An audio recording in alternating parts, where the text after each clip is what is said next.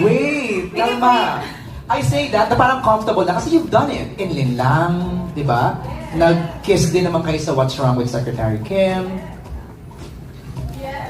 Para sa akin, parang never naging comfortable dahil sino ba naman gustong naghahalikan na parang 100 tao yung nanonood. 100 tao yung nanonood. Kasi sabi, halika na, parang one take na lang. Kasi pag inulit-ulit, baka alam mo na. So minsan sinasabi ko na lang kay Kim, rehearse muna tayo bago na. Ay! Oy! Oy! Teka! Kaya pala lagi kayo nasa tent, no? Mag-rest pala kayo. Direct take one, yung mga ganong scenes. Oh, more or less. Take one. Meron dun na... Isa lang kasi pag ulit-ulit, baka kami na. Nakakaloka yung baka kami na. Okay.